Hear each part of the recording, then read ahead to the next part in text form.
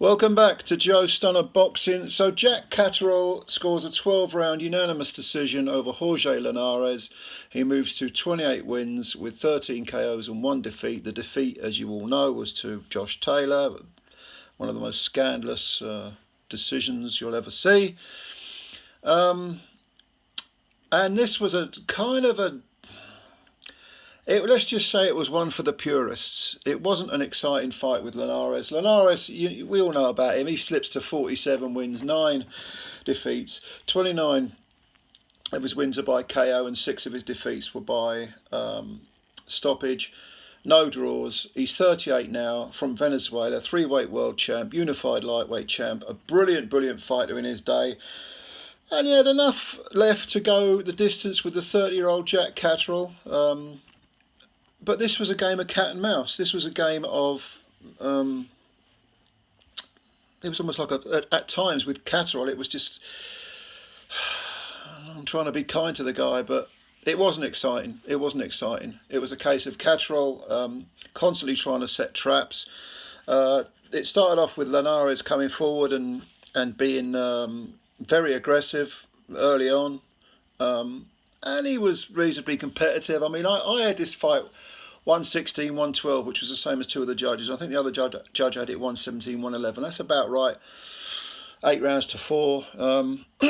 He was reasonably competitive, Linares, to start with when he was fresh. This is not his division. He was much the smaller man. He won his first world title at featherweight. Whenever he's moved up to super lightweight before, he's got flattened or he's been found out. But Catterall didn't try to knock him out. Catterall just constantly feinted, constantly behind that sort of awkward southpaw style of his. He kind of did to Linares what he did to Taylor, which is he just constantly... It was like cat and mouse, you know. Yeah, it was a chess match. It was just this complete chess match between two guys with extremely high ring IQs. Would Catterall have beaten Linares if Linares had been 8 years younger? At that weight, you never know. I mean, like I say, Linares, even in his prime, wasn't really a 10-stone guy. But he certainly had a bit too much over the 36 minutes, because after the halfway mark, it was, pretty much all Catterall. And Linares never stopped trying. He was constantly trying to feint his way in, trying to be the aggressor.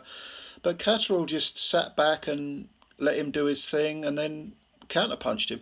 There was one burst of sort of aggression, of explosiveness from Catterall at the end of, I want to say, the 6th round, one of those middle rounds.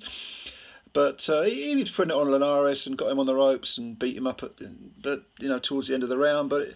And then you thought, okay, maybe he's moving in for the kill now, but he never did. He just went back to, it was like normal service was resumed. And the rounds were very, very similar. I mean, most of them bore a striking resemblance to each other. Now, does this lack of excitement mean that Catterall is going to sell tickets? No, I doubt it.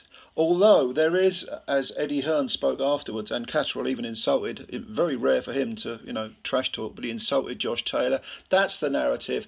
Get him in the ring with Taylor again at 140 or a catch weight and see if he can overturn that extreme injustice of the first fight.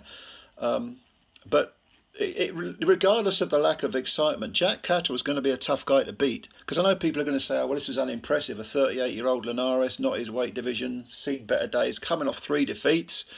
Linares, who, by the way, I think retired after this fight and not before time. Catterall looked unimpressive. Well, yes, but... Well, did he? He did look exciting, but did he look unimpressive? I mean, this guy is tricky. This guy is cat and mouse. This guy is a chess player. He's not going to be exciting, but he's going to be difficult to beat. And it wouldn't surprise me at all if he beat Taylor again, or legitimately for the first time. But, if he did to him the first time, what he did to him this time, what he did to him the first time. Because this is a difficult guy to beat. Really difficult. And it's not that he is so conservative that he doesn't fire punches. Catterall does. He's just so crafty. He's so sneaky. He's not likeable to watch, but he is very, very skillful.